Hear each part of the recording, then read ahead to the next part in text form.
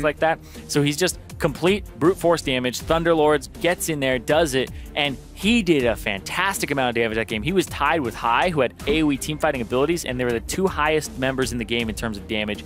Really impressed by Contract's performance, and there's a reason this guy was hyped up, but was so young at the time that people were like, why isn't he in LCS? Well, he's got the skill. He can't make it there yet because he wasn't old enough. Exactly. And he couldn't make it to Challenger playoffs last time because he wasn't old enough. But now here he is, and he's definitely making moves on the Rift. But we'll have to see what moves these teams make in Champions Select, seeing if anything, like you mentioned, the picks and ban phase has been kind of changed up. Not really, though. The Azir, Cassiopeia, and Zillion, as well as Rek'Sai, banned away by Dream Team this time. They took it last game, and Ryze and Vladimir. It's pretty much the same stuff we've seen all game. And Cloud9 Challenger are going to be the first to pick up Shen yet again. Yeah, the Shen pickup seems to be a high priority for them. Dream Team will take the Sivir away and the Braum, 2 things that they had banned last game. But now you can still, like, you can just play Twitch in this. It's not as good because the Braum is going to stop your spray and pray, or I guess your Rat-a-tat-tat, oh boy, I'm fired. You've been catching enough Rattatas to just kind of play off of that. Yeah. Yeah, but I think that this is so far pretty good from Dream Team, but they give up pretty much more of the same for Cloud9 Challenger. They're saying, you know, if it isn't broke, don't fix it, and they're doing exactly the same, and I don't fault them for it either. Well, we're going to have to see what the rest of Cloud9 Challenger picks up, because if Peckinwolf takes away the Victor, because that's one of his most played champions, at least in the Challenger series. We wanted to see him on something he could kind of go toe-to-toe with in the mid lane. They take that away. Cloud9 Challenger takes Kennen and Twitch. You got Game 2's composition all over again. Yeah, this is where Dream Team have a lot of deliberation. You can see these picks are coming in a little bit slower than before. It's like, do we pick our top laner and our jungler right now because we see both of them on Cloud9 Challenger, or do we take Victor because we think that they're going to take Victor? But if we take Victor, then they get to counterpick with whatever they want. But if they took Victor, it's like, what is Peckinwolf going to play into it? It's that last S tier that's left, except for Talia, which he didn't have that great of a showing on. But Dream Team going to pick up the Nidalee as well, kind of putting more eggs into the Acadian basket. Didn't work out for them in Game 1. It wasn't terrible for them in Game 1, but these two teams are kind of going for very similar, I don't know if it's more comfort or if it's just like, well, we did this well in this game, so we just need to fix this in-game as opposed to the overall pick and ban phase, because they're looking very similar. Yeah, and I think that the adjustments that Dream Team have made are both quite good. And I'll talk about Cloud9's adjustments. There aren't any. But Dream Team, their adjustments have been kind of bandage everything together. What was working, what they're taking away, and what wasn't working for them has been left out.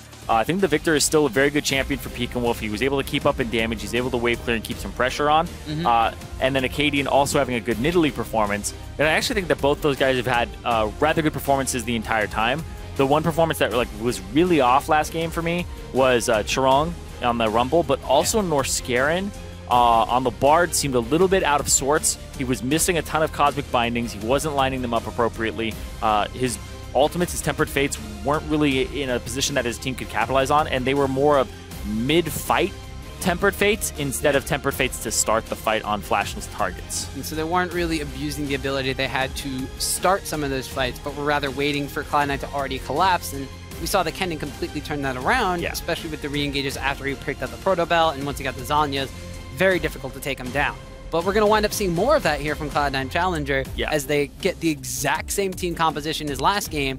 Dream Team have made a couple adjustments that with that last pick, Trundle in the top lane, that's the tank buster. So now they have something to kind of go against Shen. That's the theory behind it.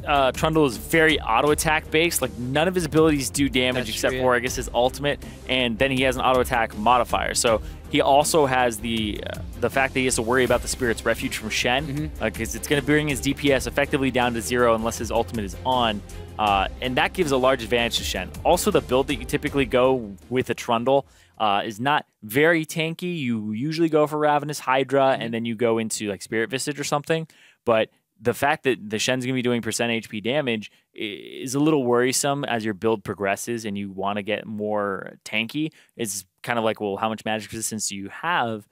Because that's really what's going to matter, not so much your HP pool in general. Well, once we hit those level 6, we'll have to see how it kind of develops, because the early game has been the parts where these teams have looked the closest together, and then once you crest that 15-minute mark, we'll have to see, because that's where Cloud9 Challengers may be able to pull up some of those advantages. These teams are loading onto the Rift right now, so head on over to Twitter and show them some love. Hashtag C9C win or hashtag DT win. We want to know who you think is going to pull ahead in this best of 5 series. Cloud9 Challenger are 1 win away from making the finals and a slot in the promotion tournament.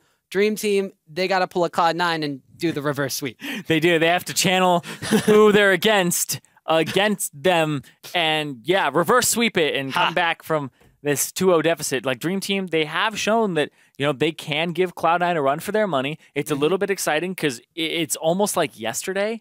When I was watching that series, I was like, oh, Nova, they're really winning game 1 and 2. Like these are games that are completely winnable by them. They're going to look at these VODs and be like, damn, that, like, you can pinpoint the moment where things got out of hand or they messed up too hard or one person took a step too far forward. Yep. And those really suck because you're like, we're doing everything right before that point, and that's what cost us. And I think that the point I'm trying to get at here is these teams, you're seeing the difference between like TLA and Cloud9 Challenger, and the fact that they are seemingly a level above the others if they're going to 3-0 Dream Team and Nova, and that just means like, well, these guys who have a ton of experience playing in professional and who have like really top tier experience, that's the difference. Is you're seeing that in Challenger, despite them like being given a run for their money. It's all about closing. It's all about finding ways back into the game and never really going into autopilot. Because how many times have you been in a game and you're like, I'm farming a bottom wave? It's like, why are you farming that wave? It's like, oh, to get gold. It's like, why do you need that gold? It's like asking those questions of what are we going to do next? And the Challenger teams that are, you know, right now in threat of being 3-0'd don't seem to figure that out or be on as on top of that as the other teams. Right. It's the mid-game decision-making once you've already executed your game plan. And for Dream Team side, we've seen them stick to that early game plan. We've seen them capitalize on the lane swap. We've seen them taking early towers. We've seen them continuing to go for this lane swap situation, never putting them in a situation where it's more about the duo lane skill versus duo lane skill and keeping things relatively even, if not a slight advantage in one or another's favor, until they crest that mid lane mark. And when they get to the team fights, they've drafted compositions that can go for it, but they haven't really been able to execute on that, whereas Cloud9 abused that, especially in the last game. Looking at this game, I do think that this is the right idea. Dream Team go for lane swap wards. You have the Braum. When you have Braum, you basically get a level 1 invade for free card because he has one of the best level 1s in the game, especially as a support, where it doesn't even matter if he takes an ability or not. It's just he just like, hits him. Yeah, I popped him, but he also has a slow on top of it. And they're probably going to check and wait here for a bit. Make sure that, yeah, exactly. Everybody stop. And don't give anything away. They're just standing behind Braum. Yeah, because like look where Elimination and Altec are. They're kind of like sitting around, making sure like, oh, hey, you know, where are they? Are they walking through? Well, they didn't walk through. And it's going to be a really interesting start here now for both teams. C9C, they were trying to wait patiently, but they do see them coming in now. The Mantra Q coming out from Elimination. The continued harass from Elimination in every single one of these games on the duo jungle here from Dream Team has kind of been something that has not been reciprocated on the side of Dream Team. Norskaren hasn't been able to do the exact same thing. I'm trying to think of when I first saw it, but I think it was Elimination who did it. As a solo support? Yeah. Yeah, I remember like it was last year. Yeah, last year I believe in spring is when it started happening, where Elimination would invade, and it happened around the finals as well, like a couple weeks before finals, where they're like, "What is he doing?" And then it happened where like TSM adopted it for that finals in spring, and he was like getting like kills off people, and he was like stunning them. It was Nautilus. Yeah. It was Nautilus support. It was that guy. He was Nautilus support invading and like standing on people, spamming E level 1. So he's well versed in how to mess with the enemy jungler and top laner. Yeah, he kind of perfected VR all by himself. I remember Gambit's duo lane used to do that, but teams caught on really early and were able to punish them. But that's one of those things here. Now that he's been doing that for a while now, but Dream Team haven't even been a team for as long as he's been doing this to enemy jungle duos. So that's the mastery versus the learned experience coming in again. We'll have to see, though, if that really makes an impact on what Dream Team wants to do, because once again, we're in a lane swap situation. They're trading towers away. It's pretty much the same setup we've seen from games 1 and 2. Actually, the exact same setup from game 1, where Cloud9 gets the Dragon, but as opposed to a Ocean Drake last time, now they're getting the Inferno. Yeah, Cloud9 Challenger have gotten every first Drake in all 3 games. And this just gives them that little bit of a leg up over Dream Team, where, hey, they're in a great spot to just continue to push an advantage, and this just becomes an exponential lead for them as they reach the mid game. You know, waiting on Acadian though, seeing what he's going to do. Well, he is on his Nidalee pickup, so we're probably going to see him being a little bit aggressive. This is, I believe, the 3rd time Contracts is taking Graves in the jungle, though.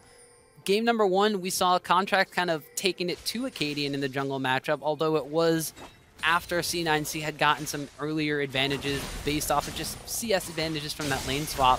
We'll have to see if Acadian makes any adjustments, though. Taking your mid laner's farm and helping shove him out against High might not be the best thing for your mid laner, but it does relieve a little bit of pressure, as we saw Pekin-Wolf already low on mana, and about half HP. Yeah, that's the reason for it, is he's just breaking the wave against the turret so that he gets a better back, and that High has to clear out a cannon minion and also a little bit more before he's able to answer the back. But Pekin-Wolf upgrades, walks straight down mid lane, doesn't even get full mana again, doesn't wait for it. Because you're up against a monolith cannon, so he just keeps throwing out spells over and over again. It's definitely not in your favor. Meanwhile, both teams continuing to do what they've done. They are trading towers. They do not want to see each other in opposing lanes until about the 10 or so minute mark. But very similar to how game 1 went, with Cloud9 Challenger picking up that first Dragon. They may have priority on being able to swap back to the bottom side and contest that. It's still a couple minutes away, so we'll have to see how they wind up going ahead with this one. One of the things I'm really interested to see now is where do the lanes kind of wind up, because after the initial swaps back and forth, they were sending balls against Charong, but balls had a CS advantage. This time around, Charong teleported down earlier because balls had teleported earlier, and now he has the CS advantage. Yeah, and this is just going to be a very different game than the other ones.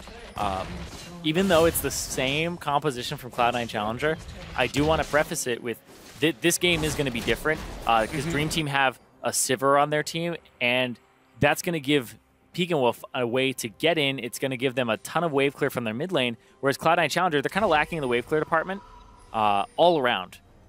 So this Sivir plus this Victor in a siege scenario with a Braum, you just have way better poke, way better siege, like Trundle Nidalee.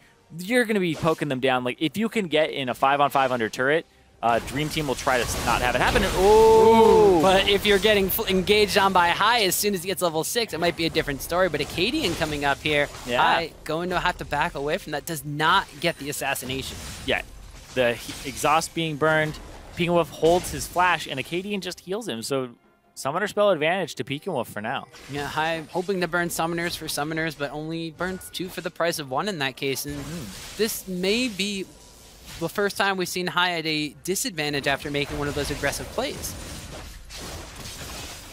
It's happened before where he made one and then Pekin-Wolf had flash over him, but then it was that mid lane gank that got Pekin-Wolf slash, and then it was right about the time that Highs was coming back. So kind of sucked for him, but this top lane, tier 2, it's already been pushed in. Talking about wave clear, like Sivir's going to be able to make it to this turret very early on, and this is going to be a Rift Herald here, I assume. Dream Team already making moves on the opposing side's jungle, like you said, moving up towards the Rift Herald, and they're going to wind up trying to take this one away. Yeah. Last time it was stolen by Altec, but he's not in the vicinity right now. But Pesky Lemon Nation, the jungle overlord, will be continuing to try to poke down Dream Team, and actually forces them away. It was a little bit safer to actually try and go for it this time. High didn't have any summoner spells. High's ultimate was down. I think Pekin-Wolf could have cleared the wave and cheated to that side, and then would have been able to just join it with an ultimate or something. And I think that that's a little bit of a missed opportunity. Ooh. And that just comes down to communication of, hey, you should be playing to this side right now. We're going to do Rift Herald. And then he just like spams E down the lane, clears it out, etc., and then walks over there. Well, we saw Pekin-Wolf deciding to go back, using the Chaos Storm just to clear out the wave, shove it in the tower against High. You mentioned a little bit of a lack of wave clear from the side of Cloud9 Challenger. Just getting those safe backs and continuing to grab the itemization that they're going to want to need, because they know that this dragon is going to be up in a minute and a half. And they know that that's going to be the next thing they kind of want to they kind of want to trend towards is now, for one of the first times this entire series, we've seen standard lanes after the lane. Yep, that's going to be good for, honestly, both teams, because you can have a Karma Twitch really deal with a Sivir, especially since it's a level 6 Twitch, and then it's a level 5 Karma. But then there's also the discrepancy in the jungle. Contracts just hit 6, and Acadian is 8, so Acadian has been power farming, but it looks like it's been at the cost of a little bit of farm from Charong, a little bit of farm from Peek and Wolf, a little bit of farm from Massacre. So everybody's kind of donated to the Acadian fund right now, and that's what's allowing him to have that little bit of an advantage. And one of the bigger things, too, is as we ran into that pause right there, we got a chance to see that Charong was actually down 2 levels compared to Balls. He's level 4 Trundle compared to the level 6 Shen. Dragon's up in about a minute. He's not going to hit level 6, so he's not going to have the subjugate for the fight if one happens there. And his teleport is going to be coming up relatively close to that timer. Yeah, but Shen ultimate, if you want to make a play like right now, then he has no way of answering it. And that's a nightmare for a Trundle. I mean, he would be able to interrupt it with his pillar, but other than that, it still puts you at risk. It's a level 6, you're level 4. The CS is really close, but it just seems like the little bit got starved from him in terms of like splitting experience. He does have a wave that he needs to clear that's crashing into him right now, so he will hit about 5.5, and then he'll hit 6 off, I believe, the next one after that if he's right on top of it. It's going to be cutting it close. We'll see. We'll see. That Dragon's be coming up relatively soon, although we need to see what the priority is that they place on it. I believe it is a Cloud Drake that's going to be spawning. Cloud and Challenger already took the first one, so the more they can get before the Elder one spawns, the more they're going to be putting it to use. Yeah. And the more I mean, in these kinds of games, the Cloud Drake movement speed buff might not be the biggest thing in the world, but when it's really come down to catching people when they're in an objective fight or catching people as they're trying to move during these lane swap phases, it kind of would be not the worst dragon in the world for either one of them to take. No, it really isn't. Like, Cloud is one of the underrated dragons, I guess. I mean, I'm taking that from other people. Yeah. You know, freak. But I still think that, like, Cloud Drake, it's a Drake, right? Having a Drake versus no Drake is always going to be an advantage. Movement speed is relative, so the more you have over your opponent, the better it is. And that's all that matters, is if you have more than your opponent. If you do, great. If you don't, well, that sucks. He's getting away. Well, so that's the difference for me. But I do want to end my Cloud Drake rant with this: is it's a Drake, and some teams have the mentality of every Drake is good, so when we have an advantage, we can get to the next one. Other ones have the mentality of, you know, it's Cloud Drake, let's go continue on turrets, and that's why I think it is actually kind of interesting on this patch on 6.13. On 6.14, you take the damn thing. It is super good right now on live. Like, they're playing on 6.13, but on 6.14, like, I mean, sure, I guess you go fast. I guess I'm like kind of like edging myself into the Cloud Drake hipster club. Like, Freak's been there the whole time. I think Jat's in there too. Before it was cool. I know he was. But to transition off of the Cloud Drake and talk about Cloud9 a little bit, the reason we are out of the game currently in a pause is because they are undergoing a mouse issue, and we're going to be working to fix that. Just to take a couple of minutes. I never understood that. Like, it's always one of those things where. The mouse issue? No. How many mice have you used in your year? In your life? Sorry. In my lifetime. Let's see here. Are we kind of like those little ball ones that, like, when I was little, would like break almost every. Every time. Well, I mean, those were really fragile. If you got really angry and you would rage at like your old school games, those things broke really, really easily. All right, man. I mean, I could probably count on my hands how many I've gone through in my life, though. Like. But also, like, when people experience like mouse issues or keyboard issues, I'm always a little curious if it's like if it's actually like an issue with it, if it's like actually like having big problems. Because I mean, I sit at home, how many mouse issues have I ever had? I've probably had very little mouse issues, except like maybe the click is getting like stuck because I've used it for a year and a half. Like, it's true, but how much more League of Legends and clicking do these guys do compared to us? Oh man, you know how they like judge a mouse's life and how many clicks it has? It's like 1 million clicks. It's like, that thing's done in 2 days, bro. I'm done with it. But yeah, I think I just find it a little hilarious how often we have like keyboard issues, mouse issues. I think it's because you're plugging it into a new computer, so like your settings aren't completely transferred over. But we do save the LCS players' settings and just load them every time they're on. Yeah. Exactly, and we basically use the same equipment. So it's just funny to me because I'm like, how much is it like that, or how much is it like just a a semantic thing where they're just like, oh my god, this feels weird. But hey, speaking of feeling weird, engage. Yeah, he gets engaged upon there by Norscaran, but the Shensan United does wind up getting interrupted, it looks like, as it's canceled. But Norscaran has to flash away from a fight he wanted to start. Yeah, I was talking about level 6s there. Altec hits level 6, and he's like, hey, whoa, what are you doing? That's not kosher, and just turns it straight around and gets the flash out of Norscaran. Which could potentially be huge. Dragon is now on the map. We'll have to see. Both of these teams slowly but surely making their way a little bit further and further down the map. Balls now after that Stand United, making his way down, actually going to recall. Sharong, though, has hit level 6, so he will have Subjugate, and this teleport is available. So wave and a half that got him there? Yep, Shen's teleport also up now, but it looks like Acadian wants to try to make an issue with that blue buff. Bottom side, though, Massacre and Norscaran. Flashless Norscaran and Massacre down here trying to bully out Altec and Lemon Nation, but just a couple of abilities going back and forth, and Acadian was unable to steal that blue buff away from the side of Cloud9 Challenger, but he still wants to force the issue here. Finds Contracts trying to recall. The pillar goes down, the flash and the dash away from Contracts. That's Worth. He's going to get himself out, but like you said, Worth because of the Summoner. Yeah, heavy Worth there. Like, Acadian's playing this very differently. All he's doing is literally is running into the lane. Oh, getting the flash. The aggression by High again. The exhaust actually comes out. Pikamo wants to turn this one around. The Chaos Storm is ticking down. High so low, and the laser gets Pikamo first blood. Ooh. Survives with less than 10 HP. Yeah, they look like 7 when I saw it. 7 or 5. His regen had to kick in there. HP regen coming up big in the middle of that fight. Oh, man. That was so close. 5 HP is what I'm hearing is what Pikamo survived with. So a strong, not even a strong breeze could have blown him over in that one, and a very close duel. But once again, every time High goes in, the exhaust is up, it stops it. Man, nerves of steel too, because Pekinwolf has a biscuit this entire time and doesn't pop it. He's like, I got this. I got this. Pop your damn potions when you're in a fight. He saw Faker's LeBlanc play in the Penta and just was like, I don't need to do that. Oof. So close. And that got High's Ignite. He didn't have Flash, but then Pekinwolf really late exhaust. Used it at pretty much like after the whole bulk of Kennen's damage. Like Kennen's damage is pretty bursty. Oh, yeah. Right? It's the QWE. Now they're all on like 10-second cooldowns. E's a little, or W's a little bit. Oh my god! I just went through all the abilities, but the one that I actually meant. Q has a little bit of a lower cooldown than the others. Well, Contract's actually going to get caught out. No flash from the earlier aggression from Acadian, and that's the second kill now for Dream Team.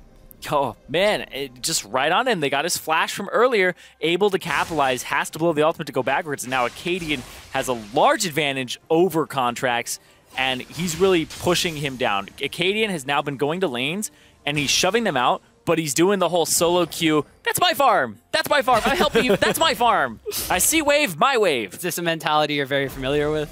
No. No, great story, though. You know how like Jat plays like Nunu and Udyr, right? Whenever he's on a Nunu hype, he'll like run by the mid laner, be like, I'm helping you shove, eats his cannon minion, and then like walks off laughing. That's a death sentence in most solo queue games. Yeah, another Rioter talked to me about it. He's like, Jat on my team, I hate it. He comes by and steals my cannon minions all the time. I will stay far away from Jat in my games down on the bottom lane then. Thank you very much. Well, he doesn't care about ganking your lane, your bottom. That is fine by me. Although in these games, the bottom lane has very rarely been bottom. Although Contracts now on the bottom side of his map secures the second red buff of the game. And it looks like now settling down once again kind of into somewhat standard lanes. Both of the bottom lanes have kind of been on a bit of a recall as they picked up some itemization for themselves. Specifically, Twitch has now picked up his first big item, securing that Ghost Blade. Yeah, has the Ghost Blade, and really, on the opposite side, Massacre just has his boots completed. His cull is kind of close to going off here, but just looking at overall gold, they're even, but it will be popped very shortly. And single-digit CS. Yeah, single-digit CS left on the cull. Yeah, that was like, what's going on?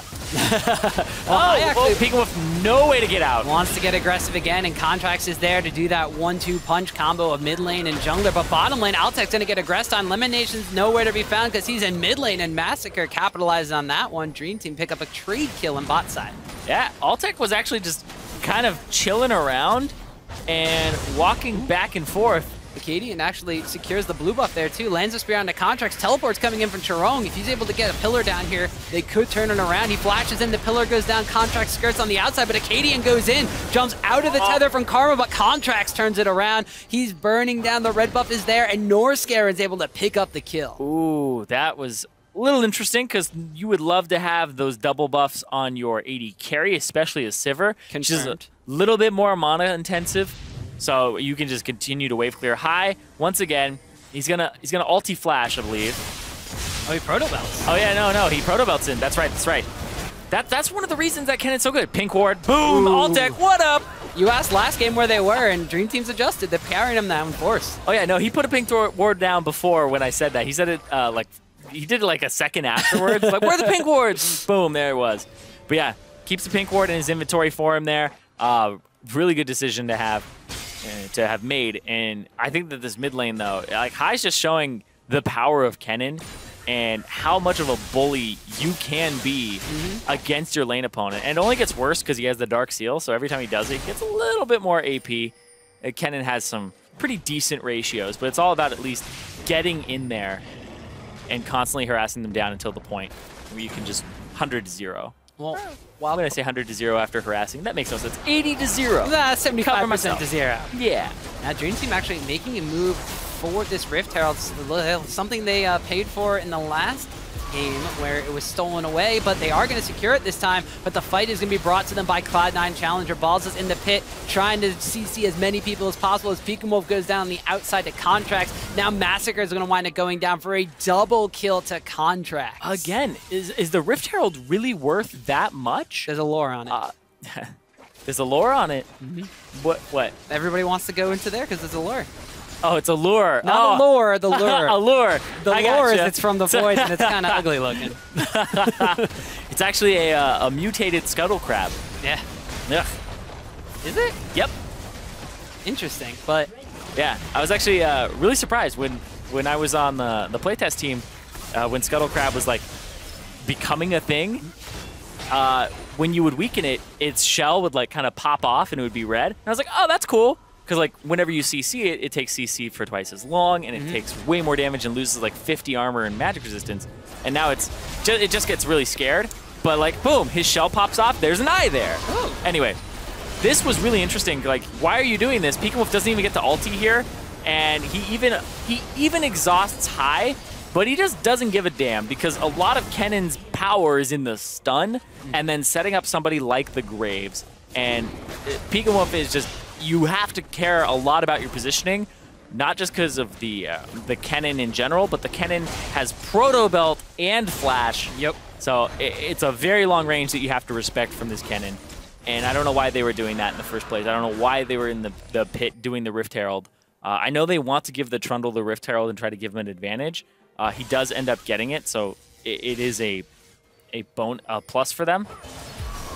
High looked like he was on the wrong side here, but Balls is actually going down on the Massacre, so Norscaren's not going to be able to continue the chase onto Kennen. Massacre actually getting super low. Collateral damage does not take him out as he's barely going to survive that engage. And Contracts is pretty good at that. I've noticed that his collateral damage placement, and when he uses it, it really takes people by surprise. He'll chase you down. It's not always that completely obvious one, but it's one that sometimes takes you off guard. Yeah, and previously, or right before, prior to that Rift Herald fight, that's the word I'm looking for. But prior to that Rift Herald fight, I was about to say, this is the first time we've seen Dream Team have a lead post 20 minutes. They were up almost 2,000 gold, and as soon as I said, I wonder what they're going to do next, they make that biting off more they can chew play again at the Rift Herald. They pay for it. They don't necessarily pay in the gold, though, as they still have about a 1,000 gold advantage. Off the back of it, Acadian was able to solo down the Cloud Drake, so they got a dragon on their own side as well, just one towards the count. But now the question is, they've already made that one mistake again. Last time, the next mistake cost them the lead and cost them the game with that Baron fight. Yeah, and the fact that this is a team that's going to continue to scale. They just played against this exact team composition, so they have some knowledge of how Cloud9 want to play this game, but they just have to augment it. I've been loving Dream Team's early games, but then there's that decision that just is really off,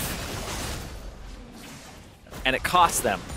Oh, There's the collateral damage usage again. Out of nowhere, but it was in plain sight. Senpai Graves is a sniper. Yep. I believe Acadian also smited too, just didn't end up killing it. Dream Team's composition this game as opposed to last game, you mentioned, actually, Altec sneaking out Trung inside. is dead. He's got 4 people coming after him. And he can't even hit the Shen because of the dodge going out. So actually, Trung has the subjugate down, trying to get away, but he's only going to find enemies because he's running into their jungle. His team needs to stop doing jungle camps and start going mid and like maybe getting a turret. They are not capitalizing on that. Like, you just have to run up mid. Are they going to get this turret? I don't know if they have the time to do so anymore. Well, Altec's here. Surprise. Twitch is out with the Karma Shield on him to speed him up, and they just have to back away from that. Yeah, that's really an oversight. When somebody's getting chased down and you know it's by more than one person, you're either helping them or you take an objective on the opposite side of the map. Oh, Acadian. Is that the second smite he's missed in a row? Yeah, one on blue and one onto that Krug. Ooh. Oh, boy. Not his day. I also like this from High. He went for a different build now. He went for the Abyssal Scepter second, and he just went for that because, like, Zhonya's has, like, cooldown reduction on it as well. This has cooldown reduction, but this is also... Victor's not going to build any MR. Nobody on this team is really going to build any MR. You can blow up this entire team and get to Sivir, and it's the other one because like Kennan's builds are super flexible. Yep. You can go second item or like, but basically, get your proto belt. 100% get your proto belt, and then build whatever you want between like Rylai's Crystal Scepter, even like Luden's Echo isn't awful, but it's like Rylai's Crystal Scepter, Void Staff, and Zhonya's Hourglass, depending on the situation, and they are all fantastic because second item Kennen. 2-3 items is really where Kennen shines. Not only is he going to be getting a decent boost in the stats, but that AoE damage is going to shred through the entire team. Dream Team, however, this time around do have 2 tanky options, and they're going to try to engage with one of them here as the Braum goes in with the Nidalee. On the hunt was Pop, a Cloud9 challenger. They're going to actually force Dream Team back from that one, so Sivir ultimate down and not much gained. Yeah, they tried to get a little bit of damage there, but nope. Now they're just getting the run around. The game's pretty even except for that lead for Dream Team, and just the difference in Drakes is honestly making up this advantage in my opinion. I think that the 1 point, or I guess 1,000 gold, 1.0k gold lead for Cloud9 Challenger being behind, that Infernal Drake's going to make that up right now. And most of it is just mainly the CS difference between Acadian and Contra. Oh boy. Contra's been getting all these kills, but Sharon going to get caught out again. And Dream Team, they are trying to get something out of it though. Oh yeah, they're getting outside the map, they're starting the Baron, but they got to back away. Yeah, I feel like if you're going to go for the Baron, you buy time. You subjugate, you run away, you do what you can. I feel like you don't stand there and teleport if that's the call. And I also want this to be like something people consider. Teleport's 4.5 seconds now. It's not 3.5. Takes longer. What scenario does it take High 4.5 seconds to get around that corner? And even like his combo, his QWR is going to take him half a second to do. So 4 seconds to get around the corner? I'm like, okay. No magic resist on Sharon as well, so you got his flash, you got High's flash, you did it. But flash for a life, not necessarily worth, especially when you're the one that's not going to be capitalizing cross-map because of it. And now Cloud9 Challenger, as soon as we want to mention that Dream Team has a lead going into the middle stage of this game, Cloud9 Challenger shuts it down. Before it was Rift-Herald fight, now it's off the 2 picks on Sharon, which was kind of their downfall in Game 2. He got picked off early game as Rumble. Now in Game 3, he's getting picked off later on as Trundle.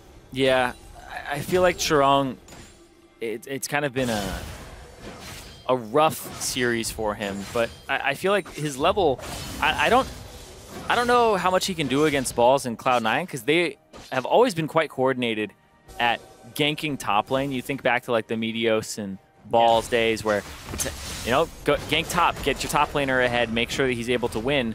And then go gank everywhere else and spill over that advantage. And that's what Cloud9 have done since, honestly, their origin.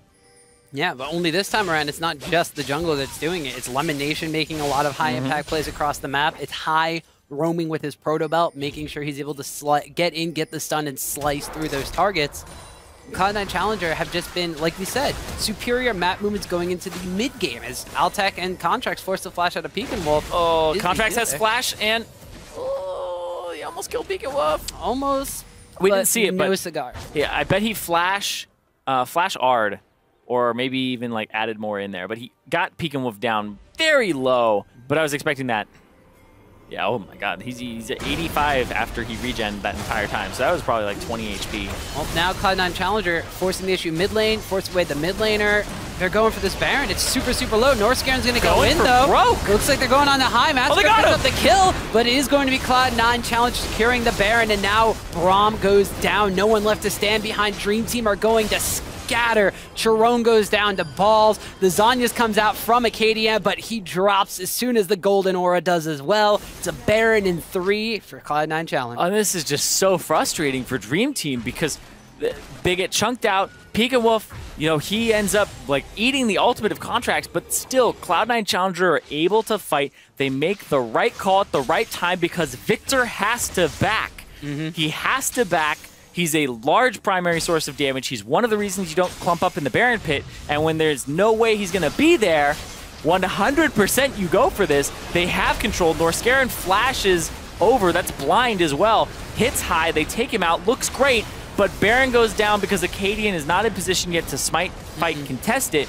And then he gets chased down by Contracts. He dives in. He hits a spear, and then he dives into the backline. He takes so much damage, and you know that that's 5 members of Cloud9 Challenger there. And Dream Team, that's 3 members, eventually 4. But it's never going to be 5 with the state that Peek and Wolf is in. And that's a great call from Cloud9 Challenger to take the numbers advantage. But Dream Team also put themselves in an awful situation where that's allowed to even happen. And that's been the downfall. Is Cloud9, they know when to do these things way better than Dream Team. And that's what this series has been all about, is just the timing of when you do something and when it's contestable and who it's contestable by. Dream Team seem to overlook a little bit of that. And the biggest difference is really the prep work for things. As Contracts here prepping these low HP bars as Northscaren winds up going down as High snipes that with a shuriken. Collateral damage goes across. Peckinwolf going to be taken down very low and actually dies to Altec as he pops out. Massacre is going to get one on the Contracts. It goes a little bit too deep, as does Altec. So a 2-for-2 trade in favor of Dream Team. That's something else you mentioned about Cloud9. They're a little overstepping. Yeah, they overstep sometimes, but they still have enough of an advantage. It's only 2.4k right now, but they're going to get some damage on this turret. We'll see if it continues to stand after this, because no Baron buff on high, so he's not buffing it up, but they get that top turret, and they just allocate resources appropriately. And the prep work from Cloud9 in all these situations has kind of been the key thing that Dream Team has been missing. Dream Team had the game plan. They're like, we're going to lane swap, we're going to get the early game advantages, but Cloud9 knows not only, okay, what do we have to do after that initial game plan, and like, how do we transition off of that? But they're setting up that step points in time ahead of themselves. Point in case with Peek and Wolf in the mid lane. And exactly, like you were saying, Peek and Wolf in the mid lane, they're trying to just like set up, but look at this. This is just absolute annihilation here. Well, they were waiting in that brush knowing they had to ward as well. Yeah, and when you face a team composition like Cloud9 Challengers, like I'm just gonna flat out say Cloud9 Challengers team composition, I don't like it because there are a lot of weaknesses to it, and it's one of those things where like maybe it shouldn't work at the highest levels of play, but it does because it's all about fighting. You look at this team and you go, oh, well, they're just gonna get crushed by Victor, Sivir, Wave Clear, right? It's like, no, they're gonna fight you and they're gonna get to objectives first and try to fight you with Kennen ultimate, with Twitch ultimate, but if you ever get them in a siege scenario and Dream Team get Baron, well, it sucks, but then it's predictable. You're like, how is High gonna fight us? Oh, how is like Cloud9 gonna defend this? Oh, they're gonna fight us. They have to fight us. That's their only option, is to fight us and run into our team, and they don't even have like a TP flank from Kennen. But it's just Dream Team are not keeping on top of it. They're not on top of the win conditions of Cloud9, and they aren't playing their strengths. They don't even have that mid-tier 1 turret, and they gave up their own very early on because Cloud9 are just better at rotating at that very early stage of the game. Massacre actually taking a large chunk of damage. Altec actually might go down. The flashback in for Massacre to try to get the kill, and he goes down. Now it's Chiron in a 1v2 situation. Low health bars on the side of Cloud9 Challenger. The Subjugate had gone down, but Chiron can only just force them away. Ugh. Massacre like had to go back in a little bit there because he was still dying. He was going to die. Yeah. He was going to die from the poison no matter what. Took too many shots. Speaking of dying, Beacon Wolf. This exhaust. Ooh. Oh! Contract's not going to get the kill. Goes back in for the laser. Takes a tower shot as well, but Contract's barely going to stay alive thanks to Elimination. But Chiron with the teleport behind, going to pick up a kill. Now it's Dream Team on the move. Cadian misses the spear. If he jumps in, High's going to ulti. Pillar comes out. I don't know. Oh, he goes in. The ulti comes out. High picks up Acadian. Elimination survives. And now Dream Team are running for the hills. Norscarin comes in, uses the ultimate, but he didn't get the message. They're running away. Chiron now going in. The blue buff has even joined in the fray. Elimination picks up a kill. Balls gets another one, and Dream Team go down. I said it just before this fight. Dream Team are not keeping track of what Cloud9 are able to do and what their win condition even is, and they're going to continue to fight. Towers are merely a suggestion for Balls. Flash Taunt picks up another kill for High as he goes on a killing spree. The bottom lane inhibitor tower is going to fall. The inhibitor will fall shortly after that. 30 minutes into this game, Cloud9 have cracked Dream Team's base. And Cloud9 are now ballooning this lead to 5,500 gold for themselves. Absolute dominance right now. That's about to be 6K. As they get those minion waves, but Cloud9 Challenger are trying to say, we're too good to be called Cloud9 Challenger. We should be Cloud9 LCS. Number 2. Number 2. Contracts walks forward. I don't think he actually takes the initial damage from that beam, and then it ends up buying a little bit of time. Maybe they would have been able to focus Elimination a little bit earlier if he hadn't have lived. And I'm like, as soon as you jump in, he's going to hit his ultimate. The exhaust went down, like, too. Yeah. It's like, well, I don't know what he expected to happen, but it's just very desperate. And it's kind of like a lot of the calls that Dream Team have made. They are going for desperation a lot of the times when they don't need to be desperate. And it's just greed. And they pay for it every single time because Cloud9 are just so good at punishing you. These may be plays that you can get away with against other teams, but this is the #1 team in Challenger at the moment, and the team that everybody has had their eyes on from the start with a lot of LCS veterans and deep group stage of Worlds veterans multiple times. Quarterfinals of World veterans even. And you mentioned before, Dream Team were making desperation plays when they didn't have to, but now with this 6,000 gold disadvantage, those desperation plays become kind of the only plays unless Cloud9 Challenger makes a mistake. So you kind of have to hope that they get over-aggressive, but Cloud9 Challenger are playing it safe and taking their second Baron. Yeah, and if there's anything that Cloud9 with High knows how to do, it's take a Baron. How you're able to take it, when you're able to take it, and it just seems like it's so easy for them right now. That's even a Medjai's right now for a High. It's got 10 stacks on it right now because he's died a couple times. He's had to stack it back up a couple of times, but he's gotten plenty of kills and assists to do so. It's 10. Got 50 extra, but Ball's going to get the taunt down on the North Scare, and the tower is going to wind up being the focus. As High is actually just 1v2ing with some help from Elimination in the mid lane here. Looks like Balls is going to get his Guardian Angel popped. Acadian goes way deep on the Contracts, not able to pick up the kill quite yet, and he's going to go down to his opposing jungler. The Shenstand United is out, and Cloud9 Challenger all get low, but nobody goes down. A triple kill for Contracts. This inhibitor is going down, and this might be the match. Yeah, I think this is going to be the match here, Tom. And Cloud9 Challenger clean 3-0. Very little hiccups. Yeah, they just came in here. Game 1 looked a little bit close, but once they started asserting these aggressive plays, they just showed why they were the #1 team coming into the Challenger playoffs and just shut down anything Dream Team wanted to do after 15 minutes. And now Cloud9 Challenger with that 3-0 are going to play Team Liquid Academy next week.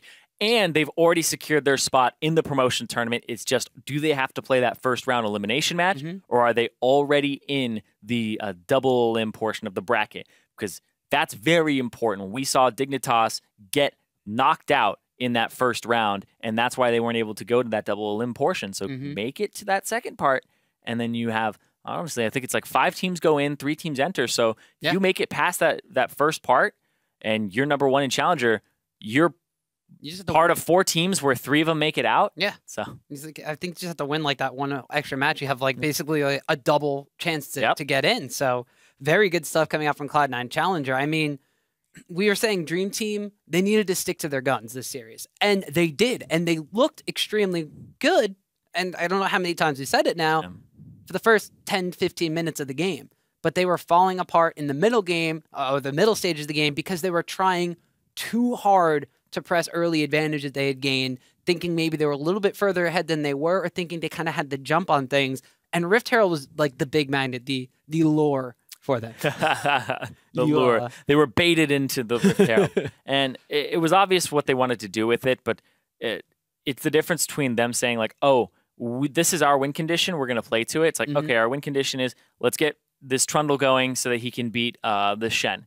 And they didn't really focus on what their win condition was relative to their opponent. Because even if you win that lane, Shen's going to roam. Shen's going to be able to affect the rest of the map in 2 ways with his ultimate and his teleport. And he usually holds that matchup pretty well, even if he's behind, because of his Spirit's Refuge. And then you look at what they had going for them. It's like, well, Dream Team, you have a ton of wave clear. You have a ton of siege potential. You have Nidalee, Braum. You have a Trundle. So like Nidalee after the pillar, Trundle to like actually help him and assist him, Braum to block the enemy wave clear. And it's like, now you have Victor and Sivir, the two best in role for wave clear, honestly, in mid game. And they didn't really siege ever. They didn't get that mid lane turret. They just kept trying to play the game that was Cloud9 Challengers, which was team fight over and over and over again. But that's how a lot of Challenger teams win their games, is they just team fight, right? They try to win lane, win game. And it doesn't work like that when you're playing against a team that has a lot of experience, that knows how they're going to try to win the game, because they've been in so many scenarios where they've played against very different teams stylistically, where it's like this team likes to play through top. This one likes to fight you all the time, right? Like Nova's a great example of being figured out in that, where they want a team fight. TLA was like, okay, we figured that out. We'll avoid that for a bit, and then we'll wait until our spikes. So it happened again here, where it was another 3-0 for the team that had more experience on it. But it's mostly because of the fact that, well, they played their win conditions, and they were conscious of the other teams, and they didn't play it into their hands, which you have to consider that moving forward. I think Dream Team, you know, it's a little sad that they didn't make it further again, but it is a step further for them as an organization. And if we see them again in Challenger next split, like, I think that these members have a lot of potential still. Definitely. And the team, like we said, they had an idea. They had the early game plan, but they weren't able to kind of transition that into, now what do? We saw them tunneling on Rift Herald. We saw Cloud9 with the composition built around that, being able to just absolutely capitalize on it here. Yeah, they got me into rant mode pretty hard. Sorry about that, Tom. That's fine. No, go for that. But yeah, right here, it's like, hi, this exhaust, it did nothing for Pekin Wolf all game. Every time that he exhausts high, he still dies. It didn't matter, no matter what happened, every single time. So he's able to section off the Victor. Nobody's helping him out. High gets like picked off like 1 or 2 times in this game total, and he's not even building that Rylai's really early. So, or even his Abyssal Scepter, right? It's like not even Zhonya's. But yeah, they keep going towards that Baron pit.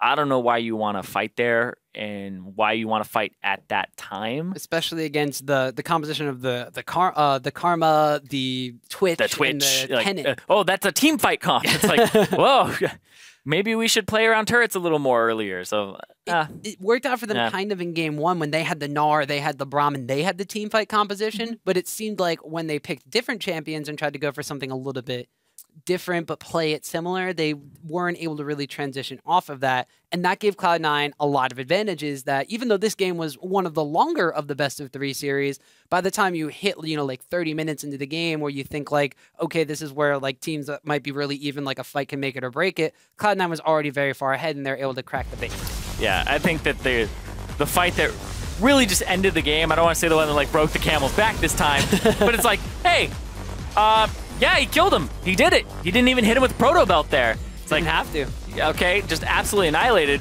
And this fight, just everybody gets honestly comically low from Cloud9. It's like, balls, shield alt tech. Oh god, switch targets. It's like a ricochet while he's dead ends up getting the kill, where it's like, oh, boom, and hits Kennen at the end. It's like made its way all around, like crit. Hey, buddy. It's like very end of it, where he's already gone. But everybody was so low. If that exhaust hadn't have come down, maybe those last few crits would have been cleanup. Who knows, man? I don't know, but still. Cloud9 Challenger do come out of this one victorious, and we really do kind of have to acknowledge the fact that there was one player very specifically on Cloud9 that kind of made everything come together around him, and that's definitely going to be Hai.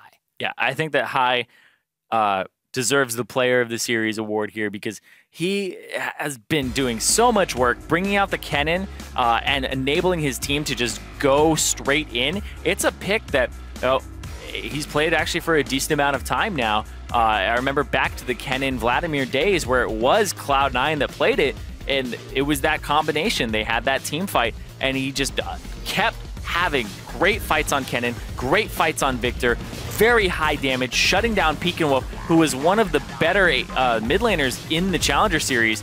It made him a non-issue, made him a non-factor, and even made his summoner spells completely useless. Really won that, especially in lane swaps. Kennen gives you so much pressure because you just have to hit 6. There's these long lanes on the side. That's great, but your lane opponent has been laning against you the entire time. Kennen's a bully. Yep. Kennen is kind of difficult to gank, but you'll use your lightning surge, your lightning rush to like clear waves, but it leaves you susceptible to ganks. But he always knew when to use it, how to abuse his power, and when to ulti to get a flash so that he can do it the next time and be able to pick up the kill. So great knowledge of that champion. Yeah, and this kind of seems like something that's like vintage Hai. He picked a champion that could really start fights, get super aggressive, sometimes over aggressive, but he was always going in. And this is where all those things about Hai's shot calling really kind of come into effect, is when you put him on a champion like this that goes in, starts a fight, it looks like it might be by himself, and then Cloud9 comes out of the woodwork and capitalizes on it. Yeah, so sometimes he was follow-up, so it's probably like, go in, I'll be there in a second, or it's one of the ones where it's like, I'm ulting, I'm going in, if you're not here, you're wrong. It's like, those are my favorite shot calls. So vintage Hai.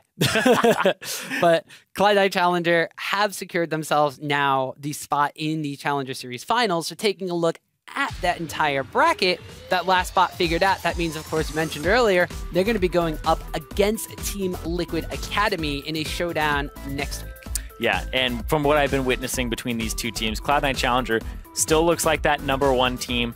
Even though Team Liquid Academy played Cloud9 Challenger in week 1, that was with Fabi, I believe, still at the time. They split 1-1. And with Rush. And with Rush. So these teams have not played each other with these lineups, with each changing one member out. Cloud9 Challenger still seem quite a bit more coordinated than Team Liquid Academy at the moment. And I think it's still like experience, it's still familiarity. Both teams have 3 people who played on teams with each other, 3 from Ember and also 3 from also Contracts played on Ember with like, most of the members of Team Liquid Academy. So 3 members of Cloud9 on the other one. But I feel like this is a great matchup to have. It's the one that people expected to be the finals. Like when you looked at the rosters and when you looked at the lineups coming into Challenger, you're like, oh yeah, Challenger finals, it's probably going to be these 2 teams. The ones that are owned by organizations that are in the LCS. I mean, Apex is up there too, but sadly didn't make playoffs. But I think that these are the 2 that people were like, yep, those are probably going to be the finals. So everything is kind of gone according to the plan, scripted. Sort of, but Team Liquid Academy came in not even as the #2 seed. Like Nova wound up being the #2 seed. They came in as #3. They had a little bit of a struggle to kind of get through some things. That was a surprise, yeah. Yeah, for most of the split, like Team Liquid Academy wasn't at the top of the Challenger tables. But now, especially after the showing that they gave yesterday, Game 1 was a little bit close, but with people like Golden Glue stepping up in the mid lane, his ridiculous performances we highlighted at the beginning of the show, because he got Player of the Series yesterday. Something about the mid lane, I guess, in Challenger. There's something about it. But these guys have really kind of come into their own, and now this is literally like they built up to the level, and this is where everybody expected these teams to be kind of from the get-go. Yeah, they expected them to be at this level. They did each have to swap out a member and like readjust to playing with them. But looking at that matchup in particular between the 2 teams, I feel like Cloud9 Challenger style kind of counters TLA's right now. TLA, they had really kind of back and forth early games where Nova was just beating them early and then like 8K gold advantages and they had to play from behind. It's like Cloud9, when they get a lead from you and they wrestle it from you, they don't let you get it back. And then they start to snowball. Like they're very good at doing that. They're very good at using an advantage to do an objective and put pressure on you. And Cloud9 Challenger, we saw pretty much sub 33-minute games here. It's 27 minutes on one of them. It's like these guys know how to play quick League of Legends, and TLA they're a little bit slower right now, especially from 3 games we saw against Nova. Maybe it's a stylistic matchup, but we just weren't seeing a type of performance from TLA that would hold up against Cloud9 Challenger today. It was a couple scaling champions and a very bottom lane focus from TLA. Cloud9 Challenger, it was more of a, well, if they were bottom lane, it was because they were behind 2 enemy towers. So, like you said, a bit of a stylistic kind of mismatch between these 2 teams, but nonetheless, that makes it even more of an exciting final because we've seen that both of these teams also have the ability to adapt better than any of the other teams in the middle of a series. Exactly. They have a lot of staff that help them, right? They have organization support as well from these large orgs that are in the LCS. And I think that, thinking about Piglet and his performance yesterday, it wasn't that great. But a little scary to see it not that great. Yeah, and also up against Cloud9 Challenger next week, Piglet doesn't like it when there's more than 2 people against him in the lane. Shen is a big problem. It's probably going to get banned out.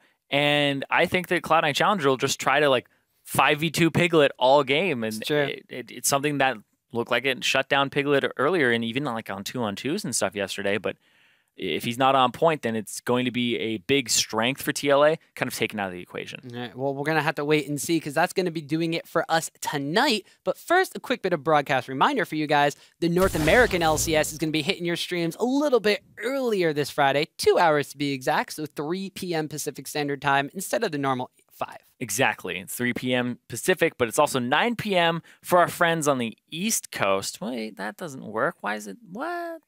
6 p.m. It's going to be 6 p.m. It was 9 p.m. I got trolled by, our scripters. Reported for scripting. That's why we always go off the script. We don't want to be scripted. Exactly. That thing happened. But that's 3 p.m. for Pacific, 6 p.m. for Eastern. And of course, this is only for Friday's broadcast. So Saturday and Sunday will begin at their regularly scheduled times. All right. So before things get a little bit more derailed, for myself, Zyrene, and the entire live broadcast crew, thanks for watching and good night. Good job, John. Oh, whoa, bad job. Here. Thank you. Good job. Garen gets stunned up, taunted up, but turn here from the Braum ultimate. Peckinwolf's going to pick one up right there. Another one goes over to Acadian. Balls comes out, but they're able to finish him off right before that, and they get an elimination. Ooh, elimination goes down, and Charong leaps into the back lines. Massacre cleans up the kill. There's the taunt underneath the tower. Altec picks himself up the kill. It looks like Bard ultimate's going to come down, but High on the backside is shredding through Dream Team. Good flashes away from Contracts, and Altec, they'll get them out of the flash over the wall from Acadian. The Unburrow comes out and a shutdown onto Contract. Massacre is going to be the one to pick up that kill, but Balls is still there, taunting people up and buying time for the rest of C9C. The fight is going to be brought to them by Cloud9 Challenger. Balls is in the pit, trying to CC as many people as possible as Peckinwolf goes down the outside to Contract. Now Massacre is going to wind up going down. Baron, it's super, super low. Northscaren's going to go in, though. Looks like they're going on to High. Massacre picks up the kill, but it is going to be Cloud9 Challenger securing the Baron, and now Braum goes down. No one left to stand behind. Dream Team are going to scatter. Baron, it's super, super low. Northscaren's going to go in, though. Looks like they're going on to High. Massacre picks up the kill, but it is going to be Cloud9 Challenge securing the Baron, and now Braum goes down. No one left to stand behind. Dream Team are going to scatter. In fact, not able to pick up the kill quite yet. He's going to go down to his opposing jungler. The Shenzhen United is out, and Cloud9 Challenger all get low, but nobody goes down. And Cloud9 Challenger clean 3-0. Very little hiccups.